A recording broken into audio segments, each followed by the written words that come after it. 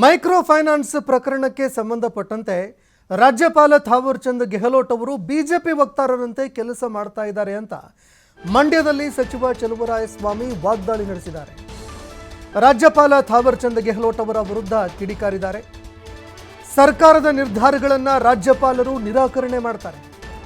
ನಮ್ಮ ಸರ್ಕಾರ ಏನು ನಿರ್ಧಾರಗಳನ್ನು ತೆಗೆದುಕೊಳ್ಳುತ್ತೆ ಅದನ್ನು ಥಾವರ್ ಚಂದ್ ಗೆಹ್ಲೋಟ್ ಅವರು ನಿರಾಕರಣೆ ಮಾಡ್ತಾರೆ. ಆದರೆ ಎಲ್ಲದಕ್ಕಿಂತ ಮುಂಚೆ ಸಿಎಂ ಅವರ ವಿರುದ್ಧ ತನಿಖೆಗೆ ಅನುಮತಿ ಕೊಟ್ಟುಬಿಡ್ತಾರೆ. ಬಿಜೆಪಿ ಜೆಡಿಎಸ್ನವರ ಮೇಲಿನ ಆರೋಪಗಳಿಗೆ ಸ್ಪಷ್ಟನೆಗಳನ್ನು ಕೇಳಿದರೂ ಕೂಡ ಅದಕ್ಕೆ ಅನುಮತಿ ಸಿಗೋದಿಲ್ಲ. ಅದನ್ನು ಹಾಗೆ ಉಳಿಸ್ಕೊಂಡಿದ್ದಾರೆ. ಫೈನಾನ್ಸ್ ಕಿರುಕುಳಕ್ಕೆ ಎಷ್ಟು ಜನ ಆತ್ಮಹತ್ಯೆ ಮಾಡಿಕೊಳ್ತಾ ಇದ್ದಾರೆ, ಈ ವಿಚಾರದಲ್ಲಿ ಸರ್ಕಾರ ತನ್ನ ನಿಲುವು ತೆಗೆದುಕೊಂಡಿದೆ. ಆದರೆ ರಾಜ್ಯಪಾಲರು ಬಿಜೆಪಿ ವಕ್ತಾರರಾಗಿ ಕೆಲಸ ಮಾಡ್ತಾ ಇದ್ದಾರೆ ಅಂತ ಚಲುವರಾಯಸ್ವಾಮಿ ಕಿಡಿಕಾರಿದ್ದಾರೆ.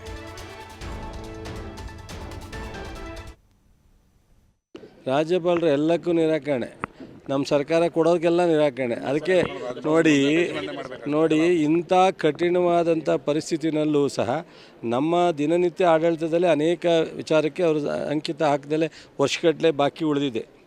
ಗೊತ್ತಾಯ್ತಾ? ಸಿದ್ದರಾಮಯ್ಯನವ್ರಿಗೆ ಮೊದಲೇ ಕೊಟ್ಬಿಟ್ರು. ಆ 3-4 ಜನ ಬಿ ಜೆ ಪಿಯವ್ರಿಗೆ ಜೆ ಡಿ ಎಸ್ನವ್ರಿಗೆ ಅದು ಹಂಗೆ ಇಟ್ಕೊಂಡವ್ರೆ, ಕ್ಲಾರಿಫಿಕೇಷನ್ ಕೇಳ್ಕೊಂಡು. ಅದು ಒಂದು ಕಡೆ ಪೊಲಿಟಿಕಲ್ ಇಶ್ಯೂ ಪ್ರೆಜರ್ ಇದೆ, ಮಾಡಿದ್ದಾರೆ ಅಂತ. ಸೊ ಮೈಕ್ರೋ ಫೈನಾನ್ಸಿಂದ ಎಷ್ಟು ಜನ ತೊಂದರೆ ಅನುಭವಿಸ್ತಾ ಇದ್ದಾರೆ, ಎಷ್ಟು ಜನ ಆತ್ಮಹತ್ಯೆ ಆಗ್ತಾಯಿದೆ, ಇದ್ರ ಬಗ್ಗೆ ಸರ್ಕಾರ ಒಂದು ನಿಲುವು ತೊಗೊಂಡ್ರೆ ಆ ನಿಲುವಿಗೂ ಸಹ ಇವರು ವಾಪಸ್ ಆಗ್ತಾರೆ ಅಂದರೆ ಸೊ ಇದು ಬಿ ಜೆ ಪಿಯ ವಕ್ತಾರರಾಗಿ ಕೆಲಸ ಮಾಡ್ತಾರೆ ಸಾಹೇಬರು. ಅದು ಕಾನ್ಸ್ಟಿಟ್ಯೂಷನ್ ಹುದ್ದೆ. ಸೊ ನಾವು ಗೌರವ ಇದೆ ಅವ್ರ ಬಗ್ಗೆ. ನಮಗೆ ಭಾಳ ಒಂದು ಇಂಥ ಹುದ್ದೆಗಳಲ್ಲಿ ಇತ್ಕೊಂಡು ನ್ಯಾಯ ಕೊಡಬೇಕು ನಮ್ಮ ರಾಜ್ಯಕ್ಕೆ ಅನ್ನೋದು ನಮ್ಮ ಅನಿಸಿಕೆ. ಅದ್ರ ಮೇಲೂ ಅವ್ರು ಮಾಡ್ತೀವಿ ಅಂದರೆ ಅದು ಬೇರೆ ಥರ ಹೋರಾಟಕ್ಕೆ. ಹೌದು, ಇದನ್ನು ಮುಂದಿನ ಈ ಥರ ಎಲ್ಲ ಯಾರು ಸಂತ್ರಸ್ತರಿದ್ದಾರೆ, ಯಾರು ತೊಂದರೆಲಿದ್ದಾರೆ, ಯಾರು ಮೈಕ್ರೋ ಫೈನಾನ್ಸ್ನಿಂದ ತೊಂದರೆ ಅನುಭವಿಸ್ತಾ ಇದ್ದಾರೆ ಅವರೆಲ್ಲರೂ ಹೋಗಿ ಪ್ರತಿಭಟನೆ ಮಾಡುವಂಥ ಕಾಲ ಬರುತ್ತಷ್ಟೇ.